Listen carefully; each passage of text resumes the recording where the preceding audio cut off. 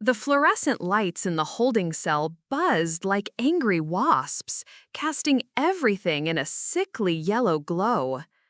I sat on the cold metal bench, my designer dress wrinkled and torn at the shoulder from the arrest, my hands still shaking from the shock of it all. The phone call. I got one phone call, and I knew exactly who I needed to reach. I'd love to know which corner of the globe you're watching from. And if this story speaks to you, make sure to subscribe. Tomorrow's video is one you absolutely can't miss. My name is Sophia Chen, and 12 hours ago, I was a rising star in the architecture firm of Morrison & Associates. Now, I was inmate 47291, accused of embezzling $500,000 from my own company's client trust fund. The irony wasn't lost on me that I'd spent the last 3 years designing buildings meant to stand the test of time, only to watch my own life crumble in a single morning. The arrest had been swift and humiliating. FBI agents storming into our Monday morning design review, handcuffs clicking around my wrists while my colleagues watched in stunned silence. My boss, Richard Morrison, had simply shaken his head as they led me away, his disappointment cutting deeper than the metal restraints. "Phone privileges," the guard announced, her voice echoing off the concrete walls. I stood on unsteady legs, following her down the hallway past cells filled with women whose stories I couldn't begin to imagine. The payphone hung on the wall like a lifeline, grimy from countless desperate hands. I dialed my mother's number, my fingers trembling as I pressed each button. The phone rang, once, twice, 3 times. Finally, her familiar voice answered. "Hello? Mom, it's me. It's Sophia." Silence. Then, we saw the news. My heart hammered against my ribs. "Mom, I didn't do this. I need you to know that. I would never steal from anyone, especially not from the company that gave me my start. This is all a mistake, some kind of setup, and I need help proving it." Another pause, longer this time. I could hear voices in the background. My father's deep rumble, my brother Marcus arguing about something, the sound of the television. "Sophia," my mother said finally, her voice strangely calm, "we can't help you this time." "What do you mean you can't help me? I'm your daughter. I'm innocent." "Are you?" The question hit me like a physical blow. "Because this isn't the first time you've been in trouble, is it?" My mouth went dry. She was referring to high school, to the incident with the student council funds that had been a complete misunderstanding. I'd been treasurer, and when money went missing, I'd been the easy target. Even then, my family's support had been lukewarm at best. "Mom, that was different. That was 17 years ago, and you know I was cleared of all charges. This is the same thing happening again. Someone is framing me." "Sophia," my father's voice came through the phone now, stern and final, "your mother and I have discussed this. We've spent decades cleaning up your messes, making excuses for your behavior. Maybe this time in jail will finally teach you some responsibility." The words felt like ice water in my veins. My messes? What messes? I graduated summa cum laude from MIT. I've been supporting myself since I was 22. I've never asked you for money, never caused any scandals. What are you talking about? "The drinking incident in college," my mother's voice returned. "The time you crashed your car senior year. The way you've always pushed boundaries, always thought you were smarter than everyone else." I gripped the phone tighter, my knuckles white. The drinking incident had been food poisoning. The car accident had been caused by black ice. And thinking I was smart? I'd earned every grade, every scholarship, every promotion through sheer determination. Those weren't crimes, Mom. Those were life experiences, and most of them weren't even my fault. This is different. This is someone deliberately destroying my career, my reputation, my future. I need my family. "What you need," my father interrupted, "is to take responsibility for once in your life. Maybe some time behind bars will give you perspective." The background noise suddenly became clearer. I could hear my brother Marcus laughing, actually laughing. "Tell her we'll visit for Christmas," he called out, his voice thick with sarcasm. My mother's next words were barely a whisper, but they shattered something inside me. Honestly, Sophia, maybe this is for the best. Maybe now our family can finally have some peace. The line went dead. I stood there for a long moment, the dial tone buzzing in my ear like the fluorescent lights above. The guard was watching me impatiently, tapping her foot against the concrete floor.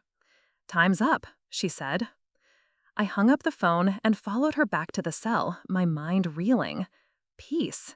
My family wanted peace from me? As if I'd been some kind of burden, some source of constant chaos in their lives. The daughter who'd put herself through graduate school, who'd never asked for handouts, who'd carved out a successful career in a male-dominated field? I was the problem. Back in the cell, I sat down heavily on the bench and tried to process what had just happened.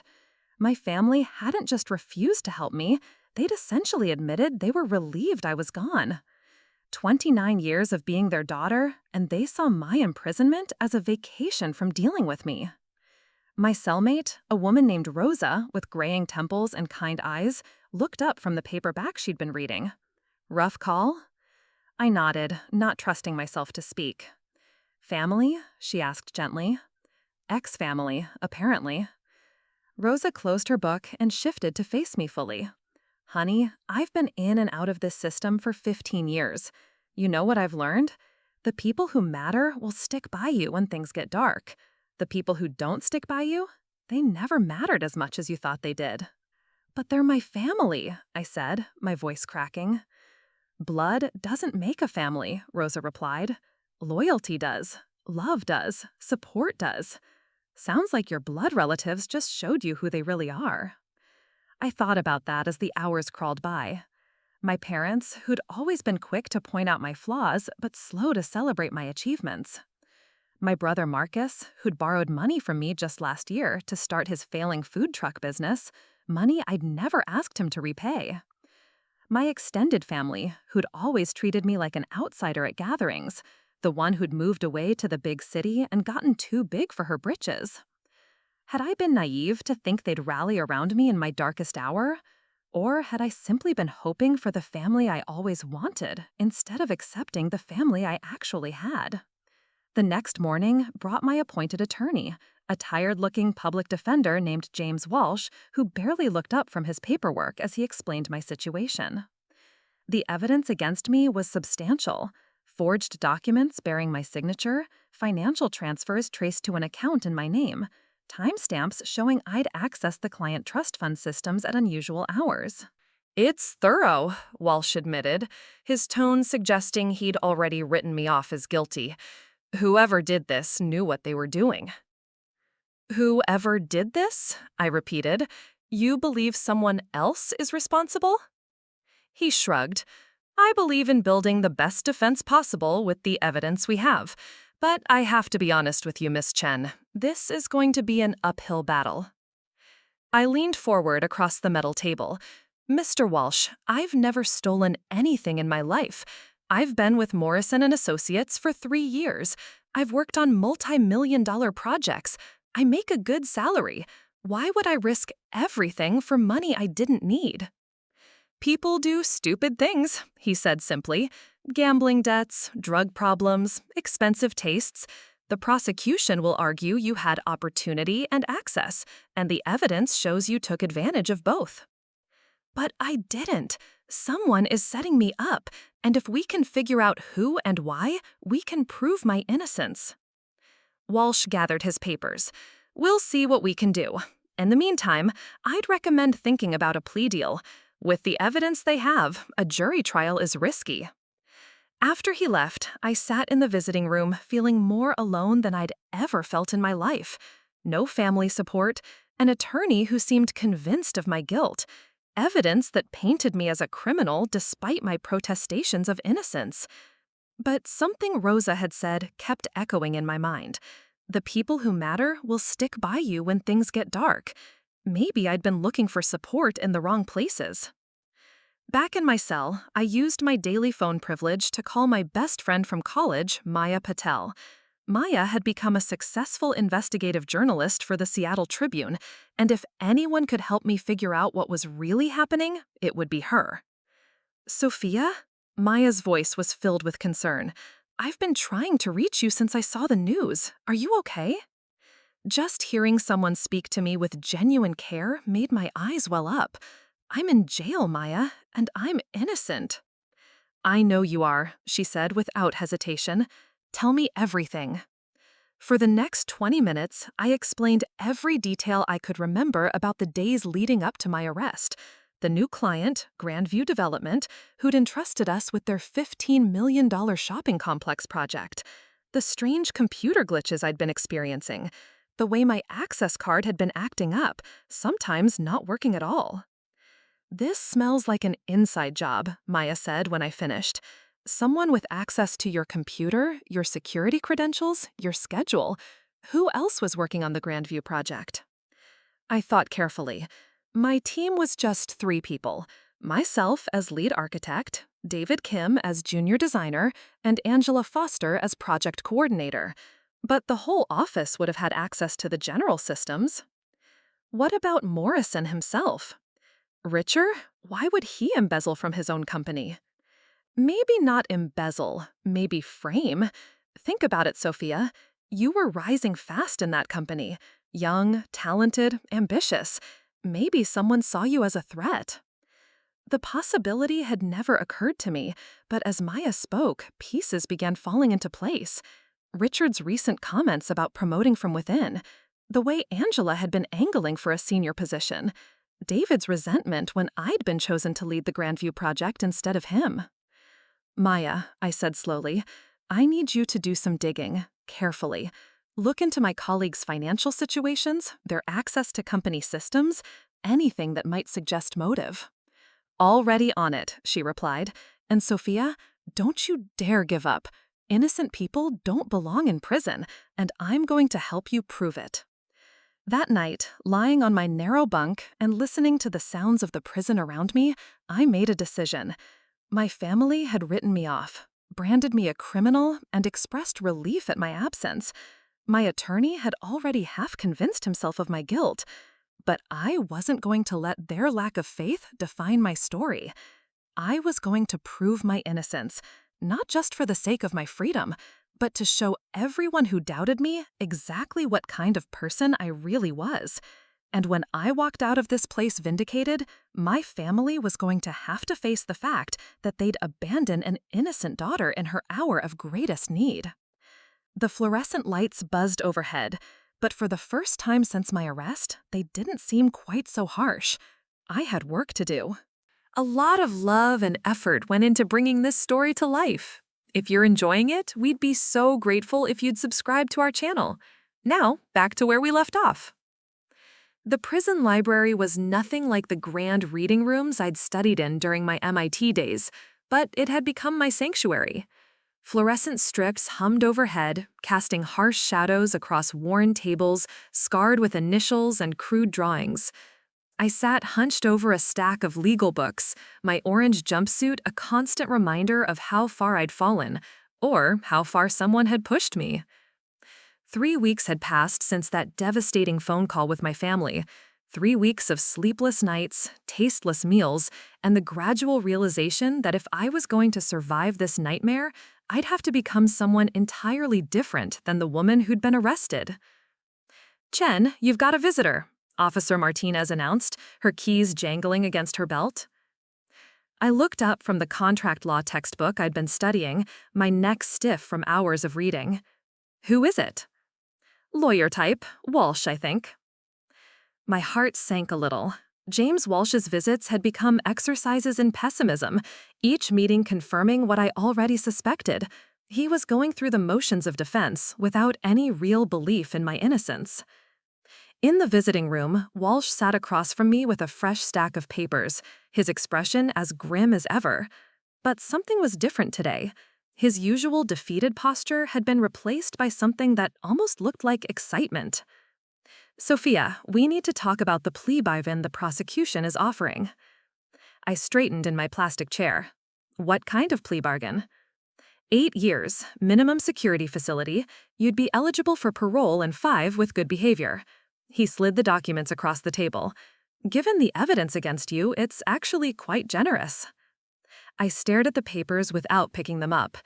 8 years for a crime I didn't commit? 8 years instead of 25 to life if we go to trial and lose. Walsh leaned forward. Sophia, I've been doing this for 15 years. I've seen cases with less evidence result in maximum sentences. The prosecution has financial records, forged signatures that experts say match your handwriting, computer logs showing access from your credentials. A jury will convict. The signatures are forged because someone forged them, I said, my voice rising. The computer logs show someone using my stolen credentials. None of this proves I actually did anything wrong. Walsh rubbed his temples. Do you have any proof of that? Any evidence that someone else had access to your credentials? Any witnesses who can place you somewhere else during the times these transactions occurred? I opened my mouth to answer, then closed it. The truth was, I'd been working late most nights, often alone in the office. I had no alibi for the times in question, no proof that someone else had been using my access.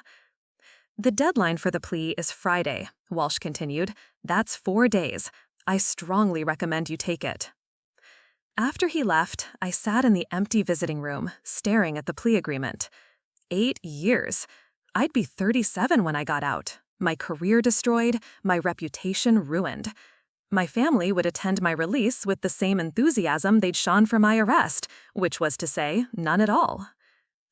The walk back to my cell felt longer than usual. Other inmates called out greetings.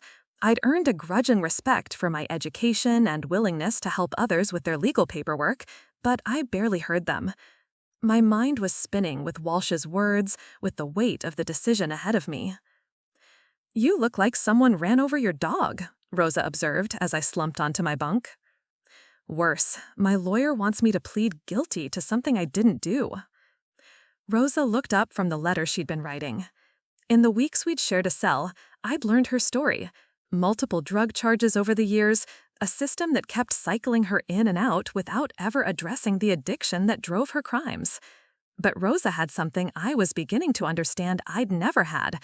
She knew exactly who she was, flaws and all. How many years? She asked. 8. She whistled low. That's a chunk of life. What's your gut telling you? I rolled onto my side to face her. That I'd rather die in here fighting than live out there as a convicted felon who gave up. Then you've got your answer. But Walsh says the evidence is overwhelming, that a jury will convict anyway. Rosa set down her pen and looked at me seriously. Honey, let me tell you something about giving up. Every time I took a plea deal, every time I said, okay, fine, I'll take the easy way out, I died a little inside. Because deep down, I knew I was capable of more. I knew I deserved better. But I kept choosing the path that required the least fight. She gestured around our cell. Look where that got me. But you're different. You've got something I never had. You're actually innocent. And innocent people who fight, who refuse to give up, sometimes win in ways they never expected. That night, I lay awake thinking about Rosa's words, about my family's quick dismissal of me, about Walsh's assumption of my guilt, about the mysterious circumstances that had led to my arrest. And somewhere in the darkness, I made a decision that would change everything. The next morning, I used my phone privilege to call Maya. Sophia, I was hoping you'd call. I've been digging into your case and there are some interesting developments. What kind of developments? Well, first, your colleague Angela Foster just bought a new BMW, cash, and she's been taking a lot of personal days lately. My pulse quickened. How do you know about the car? I have my sources, but here's the really interesting part. I did some background checking on the Grandview development project. The company is legit, but their financial backing comes from some questionable sources. Shell companies, offshore accounts, the kind of setup that screams money laundering. I gripped the phone tighter. You think Grandview is using our firm to clean dirty money? I think someone at your firm is helping them do it. And when they needed a fall guy, you were the perfect candidate. Young, ambitious, with access to all the right systems. Maya, my lawyer wants me to take a plea deal. 8 years. Silence on the other end. Then, you're not seriously considering it. The evidence against me is strong. Forged documents, computer logs, financial records. Walsh thinks we can't win at trial. Sophia, Maya's voice was sharp. Remember freshman year when Professor Williams accused you of plagiarizing your urban planning paper? Remember what you did? I smiled despite myself. I spent 3 days documenting every source, every original thought, every revision. I didn't just prove I hadn't plagiarized, I proved my work was more original than his examples. Exactly. You didn't just defend yourself. You obliterated his accusations so thoroughly that he had to publicly apologize. That's who you are, Sophia. You don't take the easy way out when you know you're right. After hanging up, I walked back to my cell with a new sense of purpose. Rosa was reading another letter from her daughter, her face soft with an emotion I rarely saw in this place. Good news from the outside? I asked. Sarah got into community college, starting in the fall. Rosa's smile could have powered the entire facility. Been clean for 8 months now, working 2 jobs, saving money. Kids going to break the cycle. That's incredible, Rosa. You must be so proud. Terrified and proud in equal measure. She folded the letter carefully. But you know what I realized? Pride without action is just wishful thinking. I've been proud of Sarah for years, but it wasn't until I started working on myself here, started taking responsibility for my choices, that she began to believe change was possible. Rosa's words hit me like a lightning bolt. I'd been thinking about this all wrong. This wasn't just about proving my innocence. It was about proving to myself and to everyone who'd written me off that I was capable of more than they'd ever imagined. Rosa, what if I told you I was going to turn down the plea deal and fight this thing properly? She raised an eyebrow. I'd say it's about time you remembered who you are. And what if I told you I wanted to learn everything I could about the legal system while I'm in here, not just to defend myself, but to understand how it works, how to make it work better? I'd say this place is about to get very interesting. That afternoon, I returned to the library with a new mission. Instead of just reading about contract law and criminal procedure, I began studying the broader systems, how cases were built, how investigations were conducted, how evidence was analyzed. I read about wrongful convictions, about the lawyers who'd overturned them, about the methods they'd used. I also began paying attention to my fellow inmates in a different way. During meals, I listened to their stories, not with sympathy, but with analytical curiosity. How had their cases been handled? What evidence had been used against them?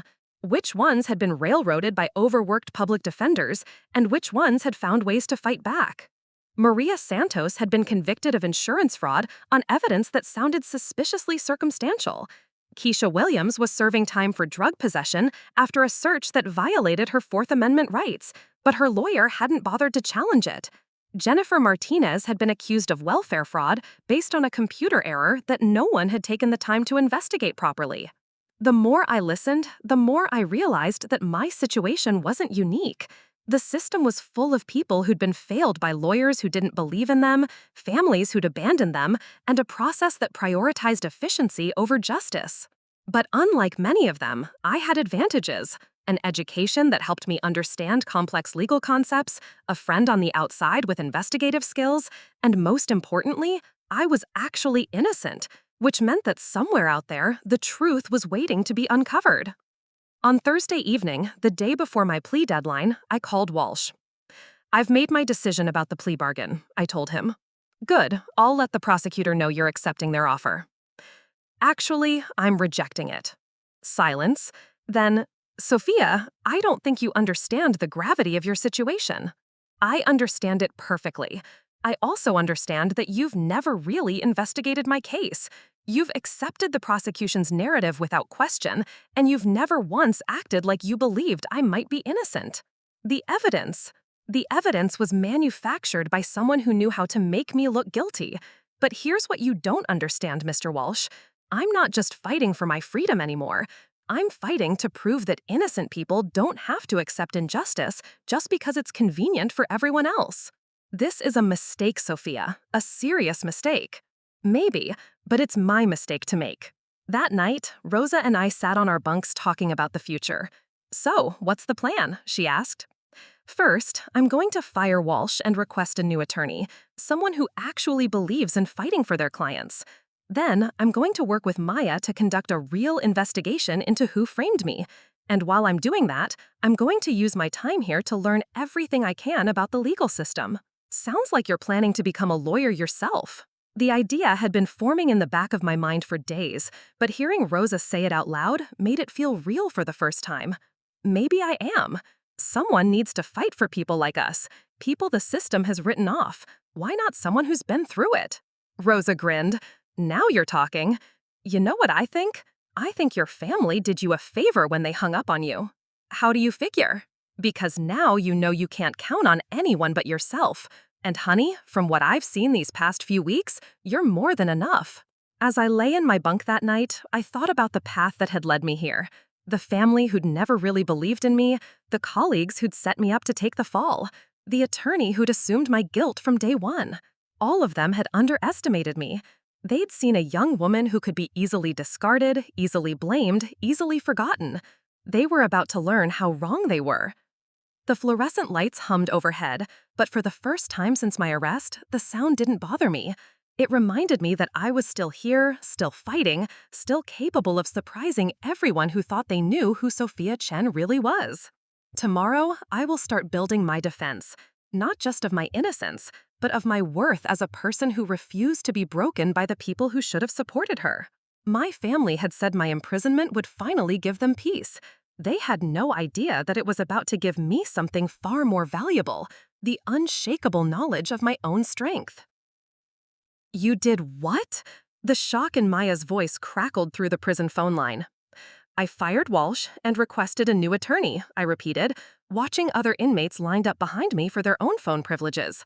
"His name is Daniel Rivera. He specializes in white-collar defense and wrongful conviction cases."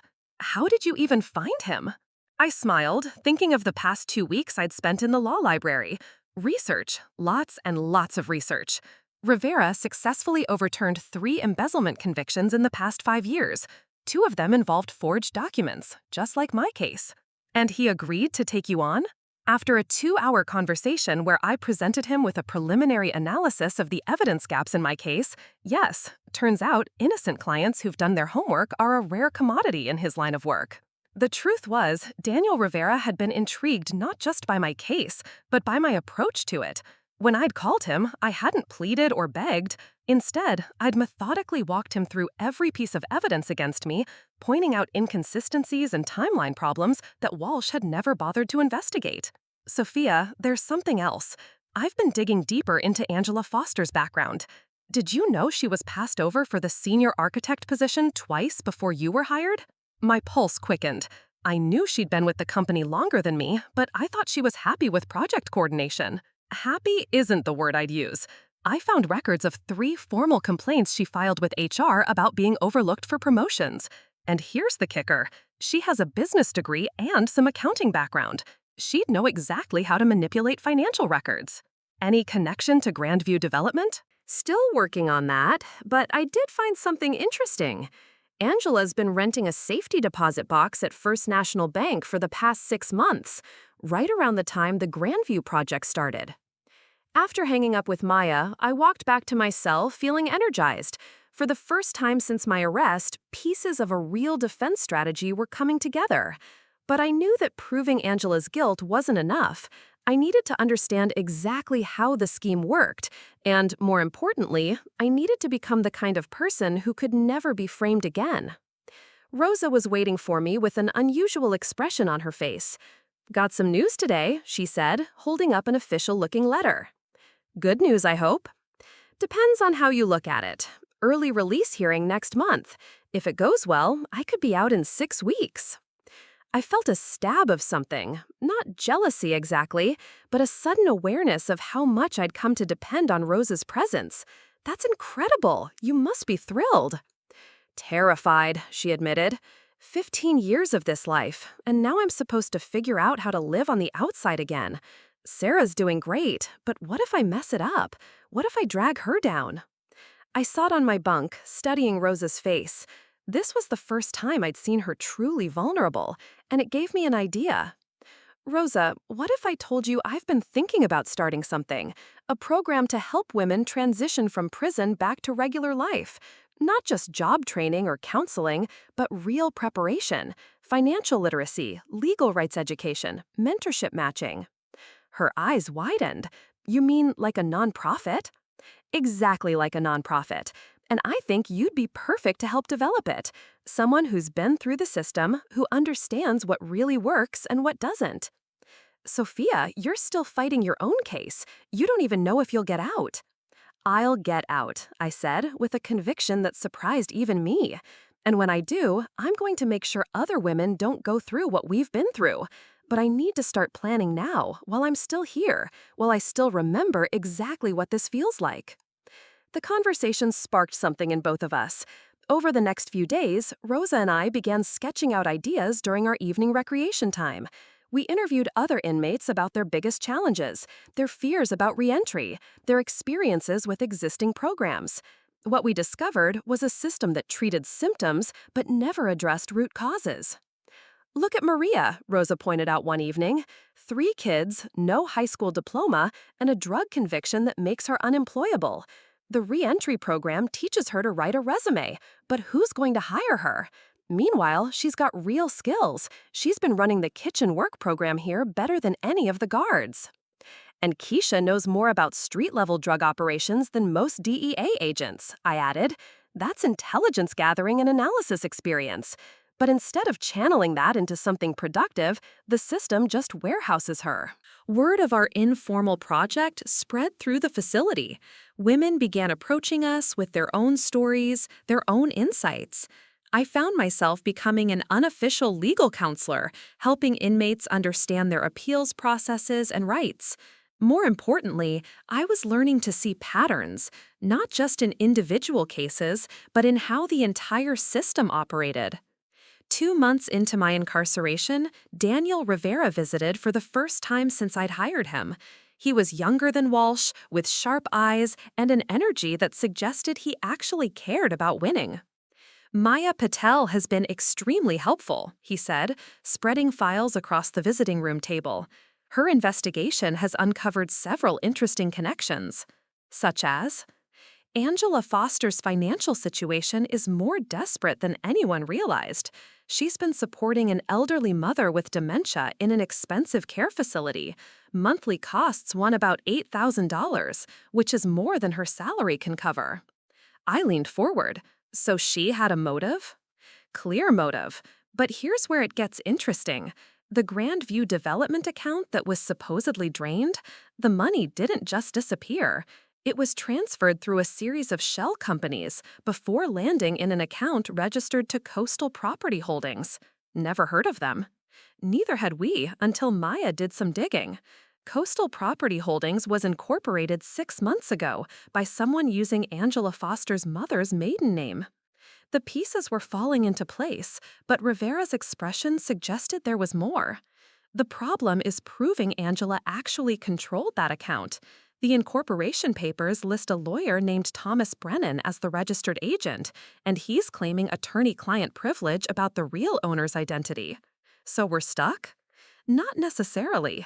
Maya found something else. Security footage from the office building showing someone accessing the Morrison and Associates offices at 2 a.m. on the night the transfers occurred. The footage is grainy, but it's clearly a one-in about Angela's height and build. But you can't definitively prove it's her?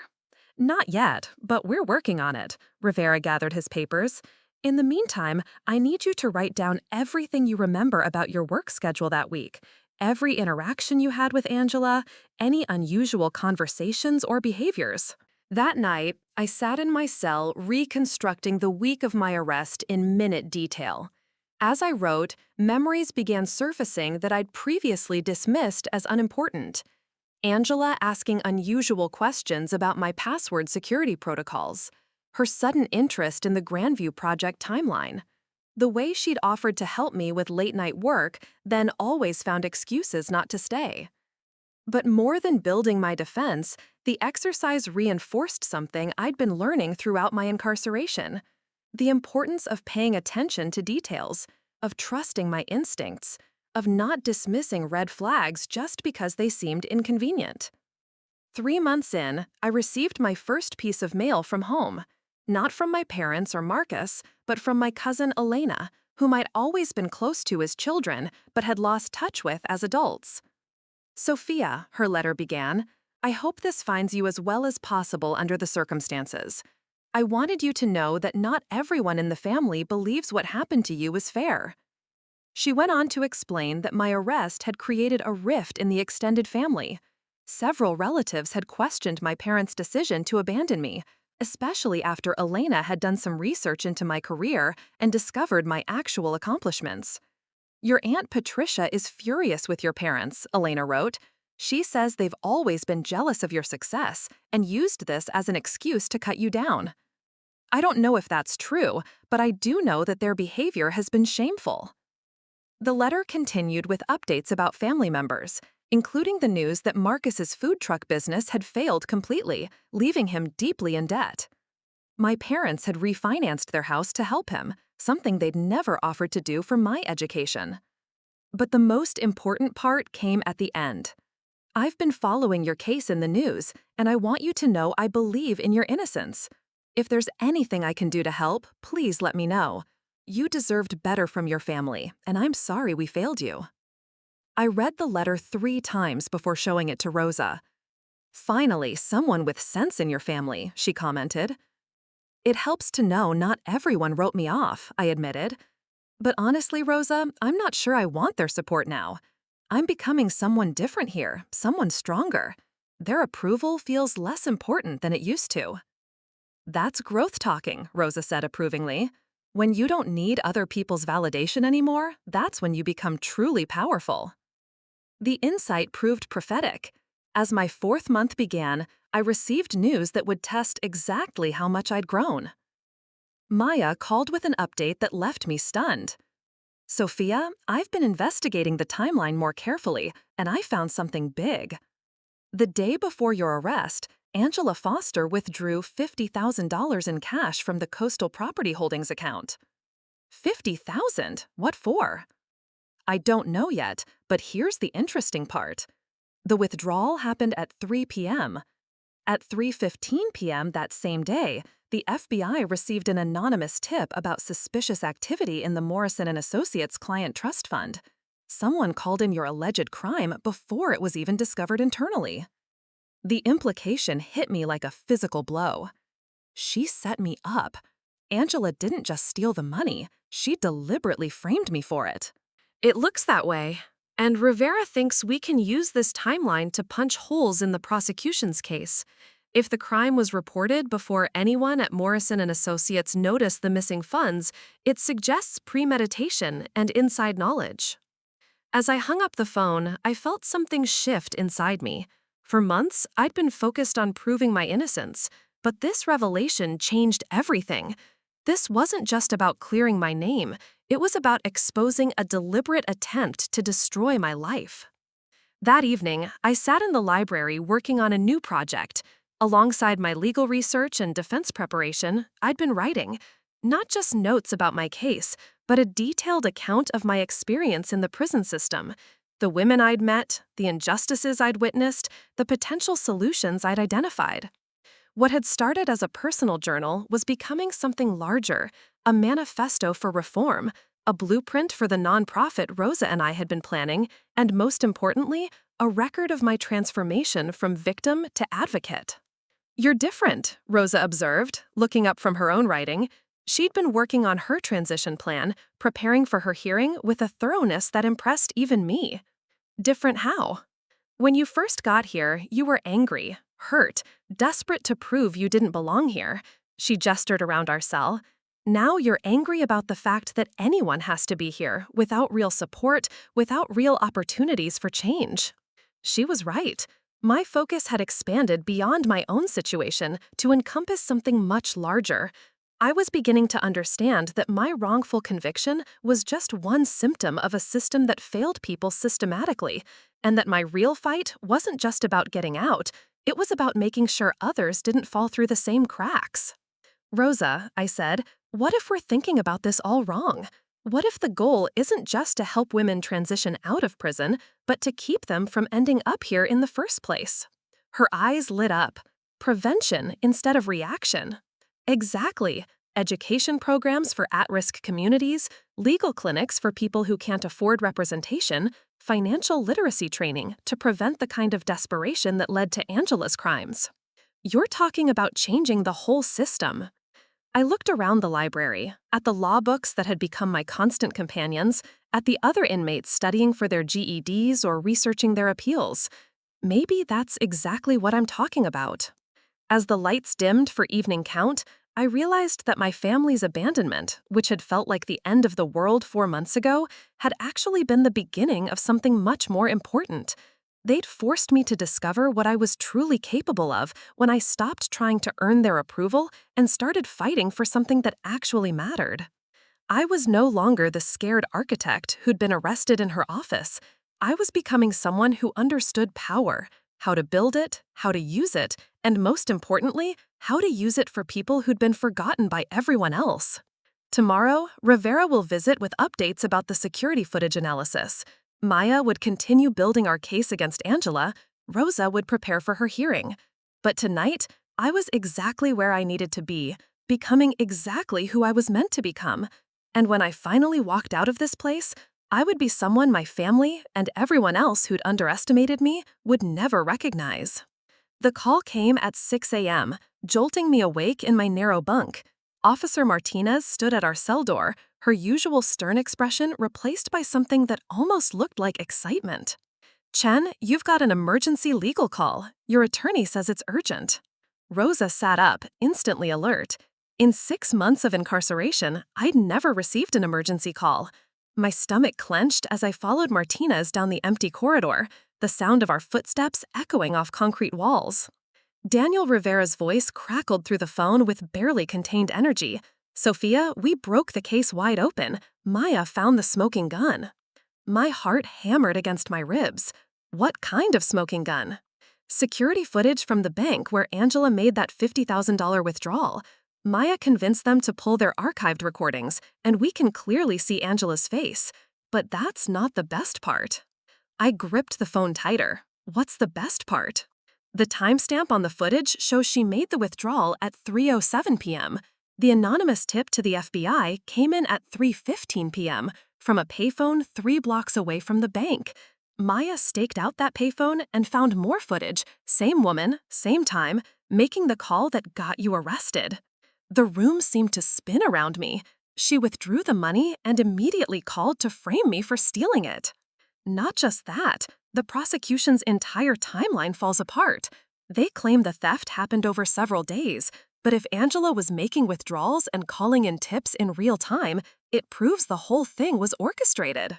When do we present this to the court? Emergency hearing is set for this afternoon. The judge is reviewing the new evidence now. Sophia, this could be it. This could get you out. After hanging up, I walked back to my cell in a daze. 6 months of incarceration, of rebuilding myself from the ground up, of discovering strength I never knew I had, and it might all end today. "From the look on your face, either someone died or you're about to be vindicated," Rosa observed as I sank onto my bunk. "Vindicated, I think. They sound proof that Angela framed me. Emergency hearing this afternoon." Rosa's face lit up with the first genuine smile I'd seen from her in weeks. Her own hearing was scheduled for the following Monday, and the stress had been eating at her. "That's incredible. You're going home." But as I sat there, processing what Rivera had told me, I realized something unexpected. Home felt like an abstract concept. For 6 months, this cell had been my world. These women had become my community. The work I'd been doing, helping inmates with legal issues, planning the nonprofit, writing about prison reform, had become my purpose. Rosa, what if I don't want to just go back to my old life? What if I want to use what happened to me to change things? Honey, you can do both. Get out, clear your name, then come back as someone with power instead of someone with a prison number. The morning dragged by with excruciating slowness. Word of my potential release spread through the facility faster than gossip at a high school reunion. Women I barely knew stopped by our cell to offer congratulations and support. Maria Santos, the insurance fraud case, grabbed my arm during lunch.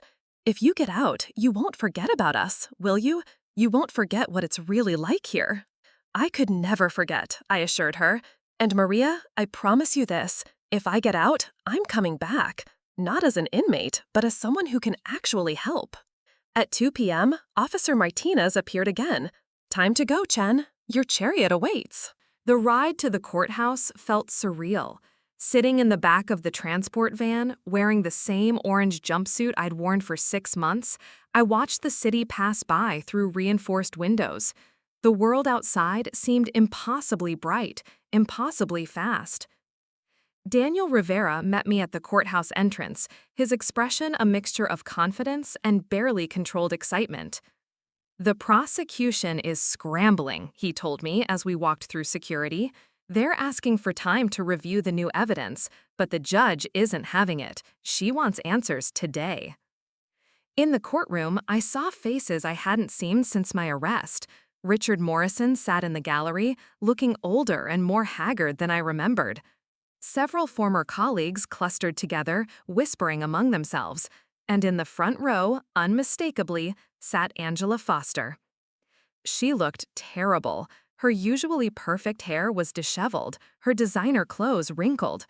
When our eyes met across the courtroom, I saw something I'd never seen in Angela's face before: genuine fear.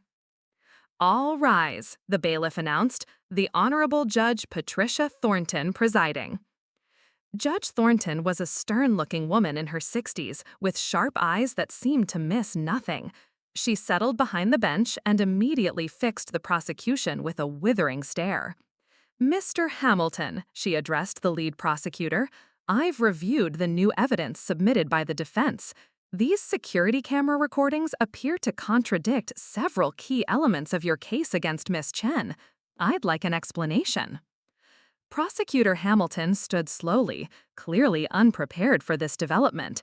"Your Honor, while the defense has presented interesting footage, we maintain that it doesn't definitively prove—" "Doesn't definitively prove what?" Judge Thornton interrupted. "That Miss Foster made a substantial cash withdrawal minutes before anonymously reporting the alleged crime? That the timeline you've presented to this court is factually impossible?" Rivera stood. "Your Honor, if I may present the evidence chronologically." For the next hour, Rivera methodically destroyed the prosecution's case.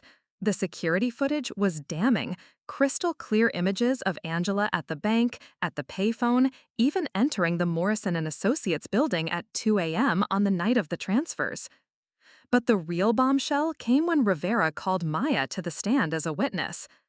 "Miss Patel," Rivera began, "please tell the court about your investigation into the financial records of Coastal Property Holdings." Maya looked professional and confident in her navy suit. "During my investigation, I discovered that Coastal Property Holdings was incorporated using falsified documents. The registered address is a UPS store mailbox, and the incorporation papers contain several signatures that handwriting experts have confirmed were forged." "Forged by whom?" "By Angela Foster. We have exemplars of her handwriting from Morrison & Associates employment records that match the forged signatures exactly." The courtroom erupted in whispers. Judge Thornton banged her gavel for order.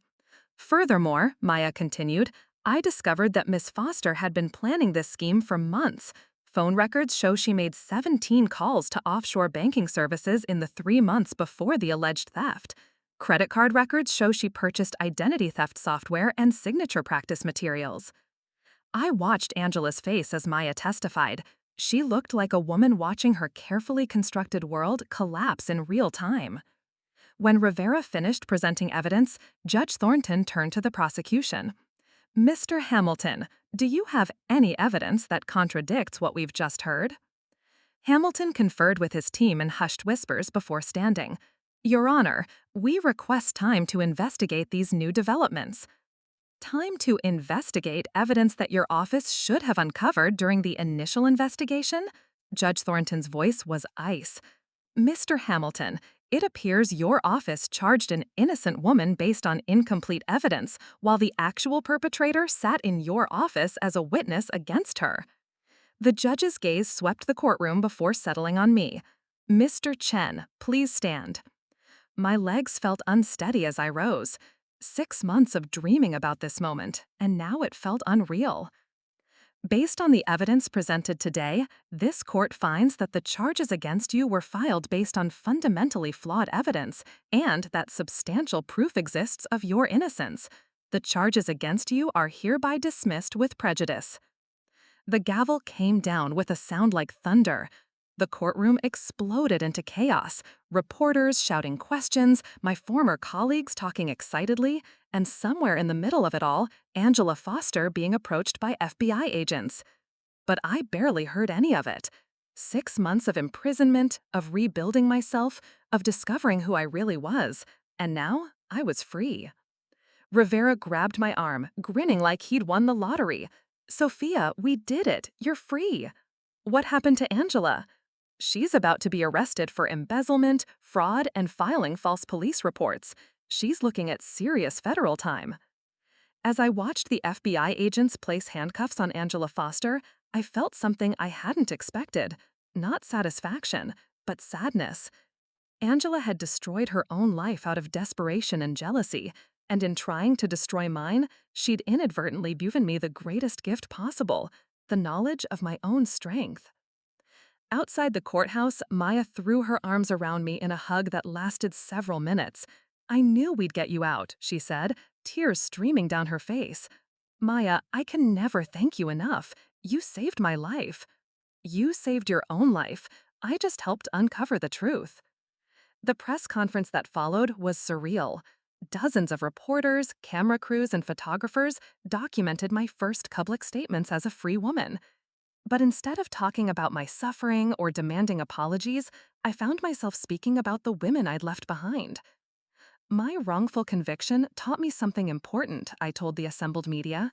The justice system fails people every day, not just innocent people like me, but people who make mistakes and deserve second chances, people who can't afford good attorneys, people who get lost in a system that prioritizes efficiency over accuracy.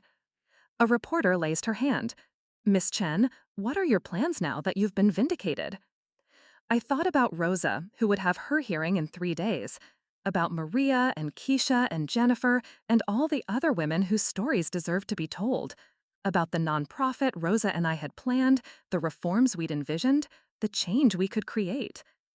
I'm going to law school, I announced, surprising even myself with the certainty in my voice. And I'm starting a nonprofit organization to help women in the justice system. My wrongful conviction was a tragedy, but it also showed me exactly what my life's work should be. That evening, Maya and I sat in her apartment, the first real home I'd been in since my arrest. Everything felt different, softer, quieter, more colorful than the stark environment I'd grown accustomed to.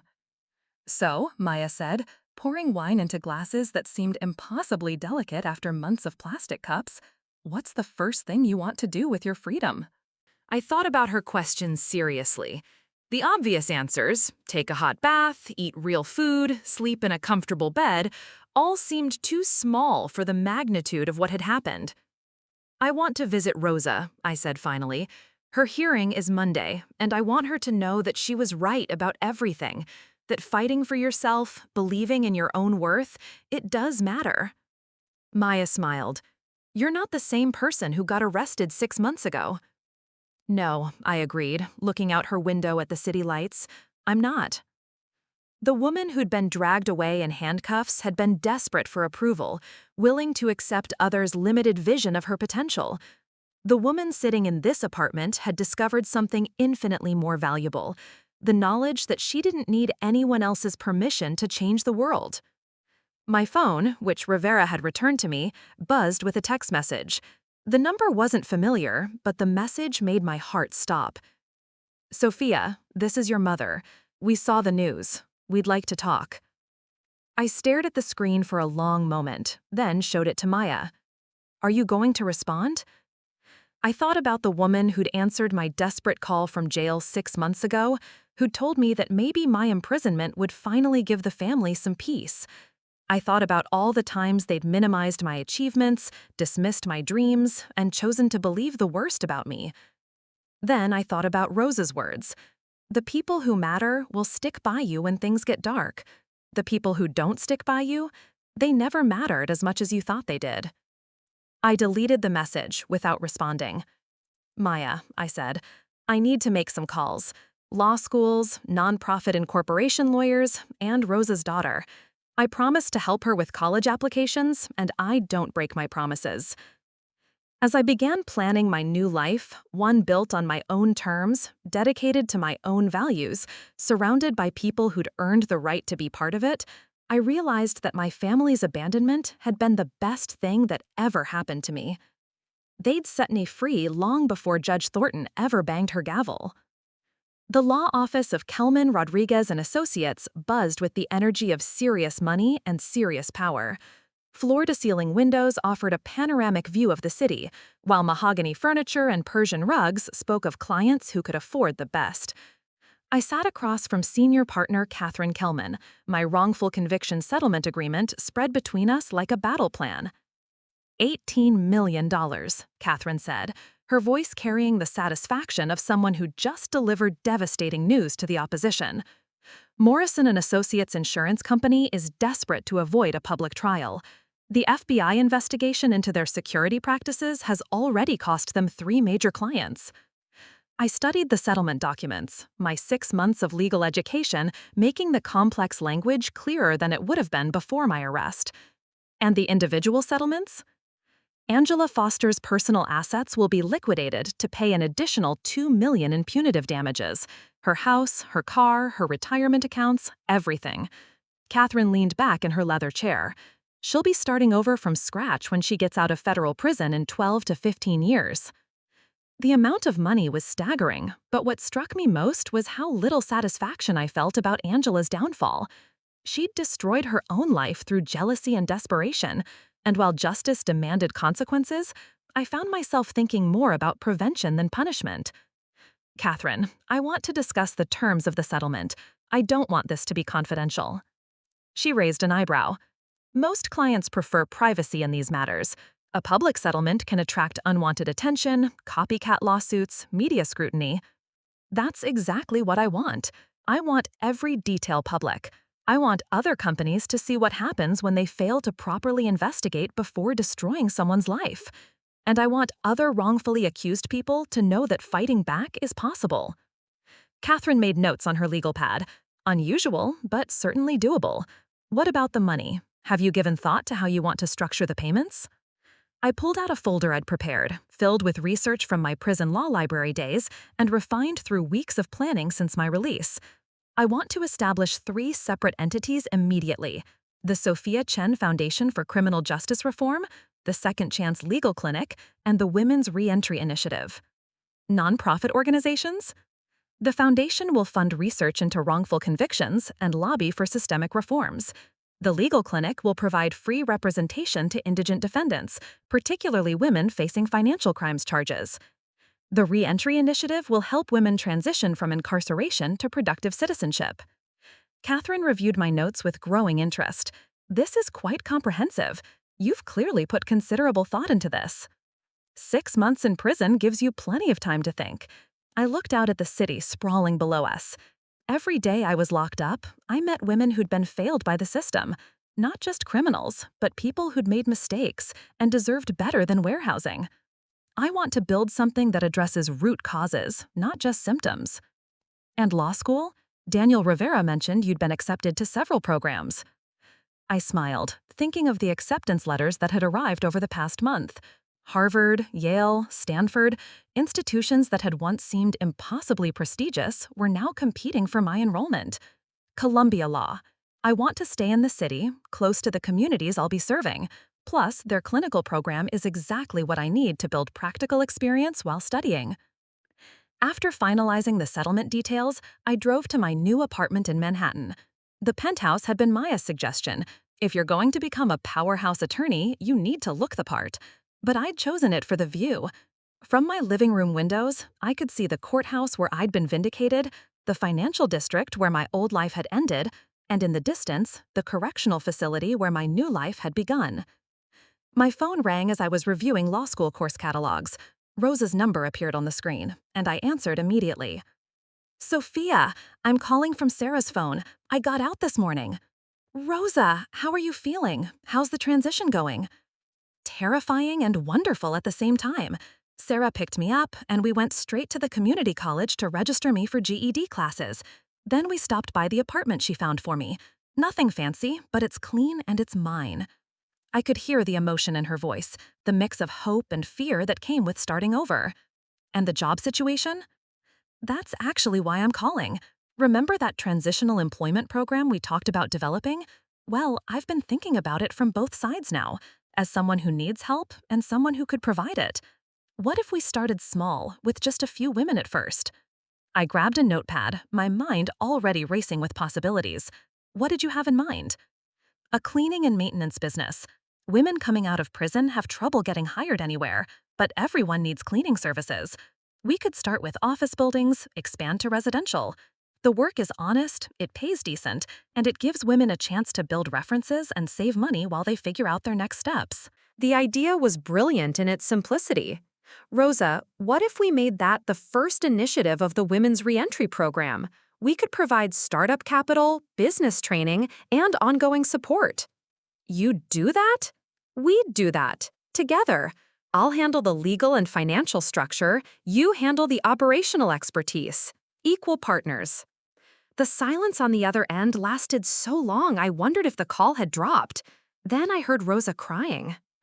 I never thought I'd have a real chance to build something, she said finally, to be more than just an ex-con trying to survive. After hanging up with Rosa, I opened my laptop and began drafting the incorporation papers for Bright Start Cleaning Services. But as I worked, another idea began forming, something more ambitious, more transformative than anything I'd planned so far. My phone buzzed with a text from Maya. Dinner tonight? I have news. We met at a trendy restaurant in Soho, the kind of place I'd never been able to afford as a junior architect, but could easily manage now. Maya was practically vibrating with excitement as we settled into our booth. Okay, spill, I said after we'd ordered. You look like you're about to explode with whatever you're dying to tell me. Remember how I mentioned I'd been investigating other cases similar to yours, looking for patterns in wrongful convictions involving financial crimes? I leaned forward, intrigued. What did you find? A systematic problem that's much bigger than we realized. Over the past 5 years, there have been at least 30 cases in this jurisdiction alone where women were convicted of embezzlement or fraud based on circumstantial evidence with minimal investigation into alternative suspects. 30 cases? 30 that I've found so far. And here's the disturbing part. In almost every case, the defendant was a woman who'd recently been promoted or had gained access to financial systems. Young, ambitious, with no prior criminal history. The implications hit me like a physical blow. You think there's a pattern of targeting successful women? I think there's a pattern of lazy investigation and unconscious bias. Prosecutors see a woman with access to money, they assume guilt and build a case to match. Defense attorneys, especially overworked public defenders, encourage plea deals rather than fighting. Maya pulled out a thick folder. I've been in contact with 12 of these women. 8 took plea deals and are serving time for crimes they may not have committed. 3 fought and lost at trial. Only 1 was acquitted, and that took 3 years and nearly bankrupted her family. I stared at the folder, my mind reeling. Maya, this isn't just about individual injustices. This is about systemic discrimination. Exactly. And here's where it gets interesting. I think you're in a unique position to do something about it. How so? You're about to become a law student with substantial financial resources and a personal understanding of the system's failures. You've got media attention, public sympathy, and most importantly, credibility. If anyone can challenge this pattern, it's you. That night, I sat in my apartment surrounded by legal documents, news articles, and case files. Maya's research painted a picture of institutional failure that went far beyond my individual experience. Women across the justice system were being failed by assumptions, stereotypes, and systemic biases that no one was addressing. But as I reviewed the materials, I began to see something else, an opportunity to create change on a scale I'd never imagined possible. I called Daniel Rivera, even though it was past 10 p.m. Sophia, is everything okay? Daniel, I need to ask you something. How would you feel about taking on 12 more wrongful conviction cases? Silence. Then, are you serious? Dead serious. I want to fund a comprehensive review of every financial crime conviction involving women in this jurisdiction over the past 5 years. Full investigations, expert witnesses, appeals where necessary. That would cost millions of dollars and take years to complete. I have millions of dollars, and I'm about to spend the next 3 years in law school learning how to do this kind of work properly. Daniel, what if we could prove that the system has been systematically failing women defendants? What if we could force real reforms, not just individual vindications? Sophia, that's not a legal case. That's a civil rights movement. Then maybe it's time for a civil rights movement. The next morning, I called a press conference. The same courthouse steps where I'd spoken about my vindication 6 months earlier became the launching pad for something much larger. My wrongful conviction was not an isolated incident, I told the assembled reporters and cameras. My investigation has revealed a pattern of gender bias in financial crime prosecutions that has resulted in dozens of innocent women being imprisoned. I held up Maya's research folder. Today, I'm announcing the establishment of the Women's Justice Project, a comprehensive effort to review and appeal wrongful convictions, reform investigative practices, and ensure that what happened to me never happened to another innocent woman. A reporter raised her hand. Ms. Chen, are you saying the justice system is deliberately targeting women? I'm saying the justice system is failing women through unconscious bias, inadequate investigation, and systemic problems that no one has been willing to address. The Women's Justice Project will use every legal tool available to force accountability and change. Another reporter called out, "What makes you qualified to take on the entire justice system?" I thought about that question for a moment, remembering the terrified woman who'd made that first phone call from jail, desperate for her family's support. Then I thought about the woman I'd become, educated, empowered, and absolutely certain of her purpose. 6 months ago, I was a victim, I said finally. Today, I'm someone who understands exactly how the system works and exactly how to change it. The question isn't whether I'm qualified, it's whether the justice system is prepared for what's coming. That afternoon, I received my first response from the establishment I was challenging. A phone call from the district attorney's office, requesting a meeting to discuss areas of mutual concern. I smiled as I scheduled the appointment. They were already worried, and I hadn't even started law school yet. My phone buzzed with another text from my mother. "Sophia, please call us. We want to make things right." I deleted the message without reading it fully. I had real work to do, and I wasn't interested in wasting time on people who'd proven their priorities when it mattered most. That evening, I called Rosa to update her on the day's developments. "So you're not just starting a nonprofit," she said, laughing. "You're starting a revolution." "Sometimes revolution is the only way to get evolution," I replied. "Rosa, I want you to know, everything we talked about in that cell, every plan we made, every dream we shared, it's all happening. And it's happening because you taught me that the people who matter will stick by you when things get dark." Honey, you taught yourself that. I just reminded you who you already were. As I hung up and looked out at the city lights, I realized that my family's abandonment had been the catalyst for discovering not just my own strength, but my true calling. They'd tried to diminish me, to write me off as a burden and a disappointment. Instead, they'd created someone who was about to change the entire system that had failed us all. The scared architect who'd begged for their support was gone forever. In her place stood someone who didn't need anyone's permission to fight for justice, and who was about to prove that the most dangerous person in any system is someone who has nothing left to lose and everything to fight for. The conference room at Columbia Law School buzzed with energy as law students, professors, and legal professionals filled every available seat. What had started as my first-year presentation on systemic bias in financial crime prosecutions had evolved into something much larger, a public forum that would reshape how the legal community viewed wrongful convictions. I stood at the podium, looking out at faces that represented the very system I was challenging. District Attorney Margaret Harrison sat in the front row, her expression carefully neutral. Behind her, a mix of prosecutors, defense attorneys, and journalists waited to hear what the wrongfully convicted architect turned law student had uncovered. Ladies and gentlemen, I began, over the past 18 months, the Women's Justice Project has conducted the most comprehensive review of gender bias in financial crime prosecutions ever undertaken in this jurisdiction. What we've discovered will fundamentally challenge how we think about justice in America. The presentation screen behind me displayed a stark statistic. 73% of women convicted of embezzlement or fraud in the past 5 years had no prior criminal history and were prosecuted based primarily on circumstantial evidence. Maya, now working full-time as the project's chief investigator, had spent a year building an airtight case. The data was devastating.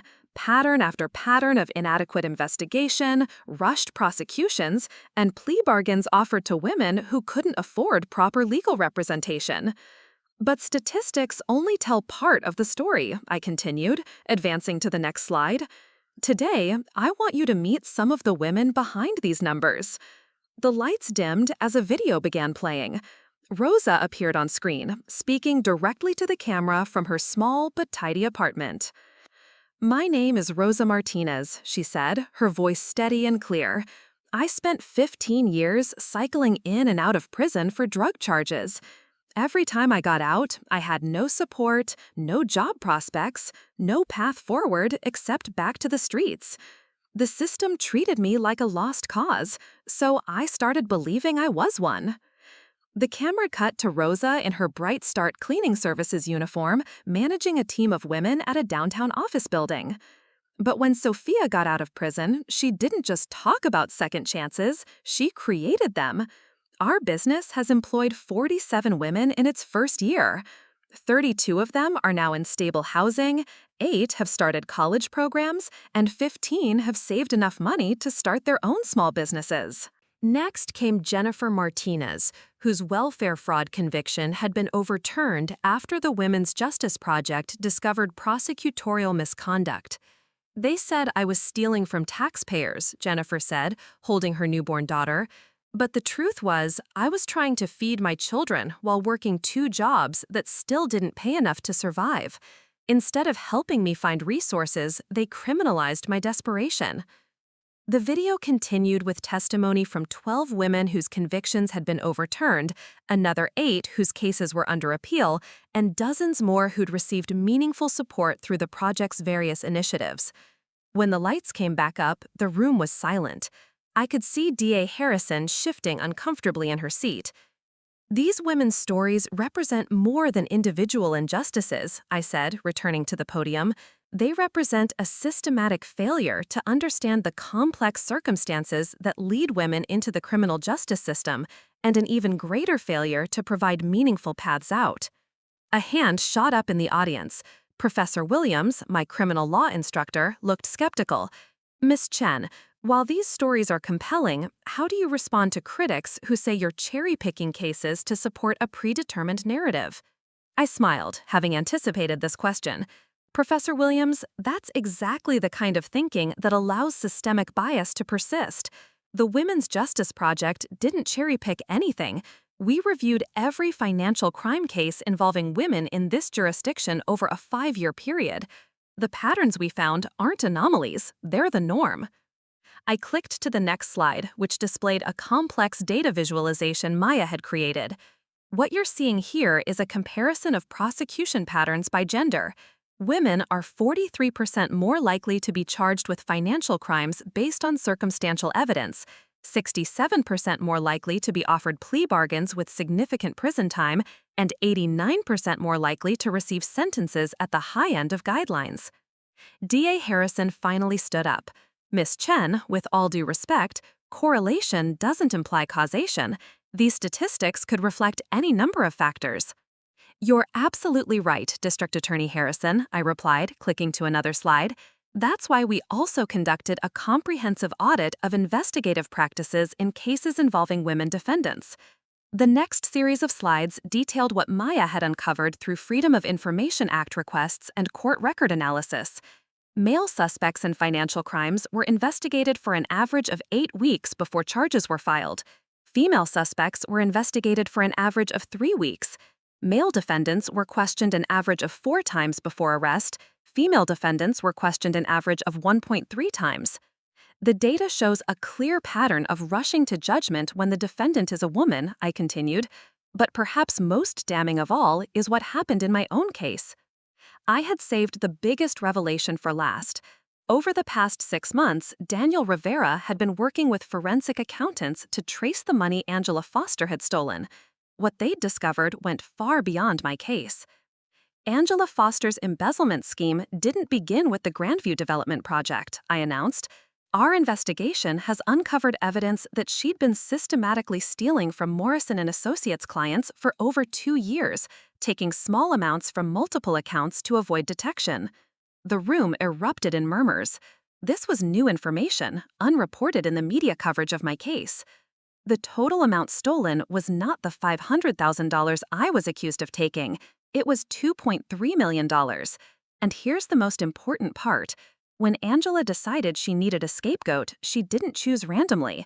She specifically chose a younger, more successful woman whose career achievements made her colleagues uncomfortable.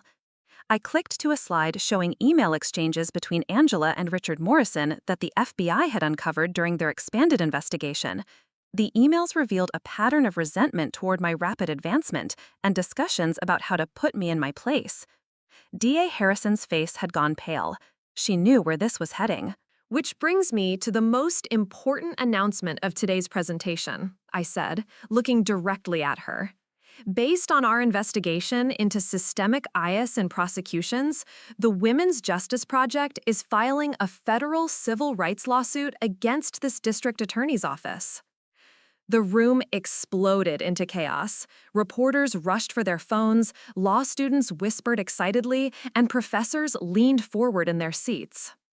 We're alleging a pattern and practice of gender discrimination in prosecutions, denial of equal protection under the law, and deliberate indifference to constitutional violations, I continued, raising my voice over the commotion. We're seeking not just monetary damages, but comprehensive reforms to investigative and prosecutorial practices. DA Harrison stood up abruptly. This is outrageous. Miss Chen, you're making serious accusations without evidence, I interrupted. District Attorney Harrison, everything I've presented today is based on your office's own records, your prosecutors, your investigators, your decisions. The evidence doesn't lie. Furthermore, I continued, we're not just filing one lawsuit, we're filing 17 separate suits on behalf of women who were wrongfully convicted due to the discriminatory practices your office has institutionalized. The DA stormed out, followed by several of her staff members. But I wasn't done. There's one more thing, I announced, causing the remaining audience to settle back into their seats. For too long, victims of wrongful conviction have had to fight alone, with limited resources and no institutional support. Today, I'm announcing the creation of the National Innocence Defense Fund. I clicked to a slide showing the fund structure. We're committing $50 million over the next 5 years to provide comprehensive legal representation to defendants in financial crime cases who cannot afford adequate counsel. We're partnering with law schools across the country to create innocence clinics, and we're funding research into the causes and prevention of wrongful convictions. The presentation concluded with a video message that made the entire room fall silent. It was my mother, sitting in what looked like our family's old living room. My name is Helen Chen, she said, looking directly into the camera. 18 months ago, my daughter called me from jail, begging for help, insisting she was innocent.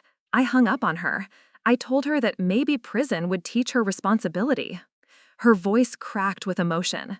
I was wrong, completely, devastatingly wrong. My daughter didn't need to learn responsibility. She was already the most responsible person in our family. What she needed was support, love, and belief in her innocence. Instead, I abandoned her in her darkest hour.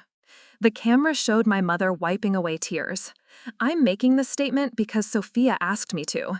She said that if I really wanted to make amends, I needed to publicly acknowledge the harm I caused and support her work to help other families avoid making the same mistakes. I failed my daughter, my mother continued, but watching what she's built from that failure, the women she's helped, the injustices she's exposed, the changes she's creating, I realized that her strength came not from our support, but from her own unbreakable determination to turn pain into purpose. The video ended with my mother looking directly into the camera. If you have a child, a sister, a friend who's accused of a crime they say they didn't commit, don't make my mistake. Believe them, support them, fight for them, because the person you abandon might be the very person who could change the world. As the lights came back up, I returned to the podium for my closing remarks. My mother's message illustrates a crucial point, I said. Wrongful conviction doesn't just destroy the lives of the accused, it reveals the character of everyone around them. Some people rise to the occasion, like my friend Maya, who never stopped investigating, or my mentor Rosa, who taught me that real family is built on loyalty, not blood. I paused, looking out at the audience. Others fail to test completely. They abandon you when you need them most, believing the worst instead of fighting for the truth. But here's what I've learned. The people who fail you do you a favor. They force you to discover your own strength, to build your own support system, to become the person you were always meant to be. I clicked to the final slide, which showed the logos of all the organizations I'd built: the Sophia Chen Foundation, the Second Chance Legal Clinic, the Women's Reentry Initiative, Bright Start Cleaning Services, the Women's Justice Project, and the National Innocence Defense Fund. My family thought they were abandoning a problem, I concluded. Instead, they created a solution, not just for me, but for thousands of women who will benefit from the work we're doing. After the presentation, I was surrounded by reporters, law professors, and other advocates. But the conversation I remembered most was with a young woman who approached me hesitantly. Miss Chen, my sister was convicted of insurance fraud last year. She's been saying she's innocent, but our family thought she was just making excuses. After hearing your presentation, give me her case information, I said, handing her my card. The Women's Justice Project will review it immediately. That evening, Maya and I sat in my apartment, exhausted but exhilarated by the day's events. So, Maya said, pouring wine into glasses that had become a tradition after major milestones, how does it feel to declare war on the entire prosecutorial system? I laughed, thinking about how far I've come from the terrified woman in the orange jumpsuit. It feels like I'm finally doing what I was meant to do. My phone buzzed with a text from an unknown number. This is Marcus, your brother. Mom showed me the video she made. We need to talk. I showed the message to Maya, who raised an eyebrow. Your family is really trying to get back in your life now that you're a civil rights crusader with national media attention. Too little, too late, I replied, deleting the message. I've built a real family now. People who believed in me when things were dark, who fought beside me when things were dark, who earned the right to be part of my success. As if on cue, my phone rang. Rosa's number appeared on the screen. Sophia, I watched the live stream of your presentation. Girl, you just changed everything. We changed everything, I corrected. This all started with conversations in a prison, remember? I remember. And I remember telling you that the people who matter will stick by you when things get dark. Well, look at us now. We stuck by each other, and we just lit up the whole damn system. After hanging up with Rosa, I stood at my window looking out at the city. Somewhere out there, women were sitting in prison cells, abandoned by families who should have supported them, represented by lawyers who didn't believe in them, forgotten by a system that had failed them. But not for much longer. The scared woman who'd begged for help 18 months ago was gone forever. In her place stood someone who had transformed abandonment into advocacy, betrayal, and personal pain into systemic change. My family had tried to diminish me, to write me off as a disappointment and a burden. Instead, they'd created their worst nightmare, someone with the resources, knowledge, and determination to expose every flaw in the system they'd trusted to handle their problem daughter. The reckoning was just beginning. Looking for more? We've got 2 amazing stories ready for you right on screen. If this one touched you, these are absolutely worth your time. Click to watch them now. And hey, subscribe and hit that bell to never miss our latest uploads.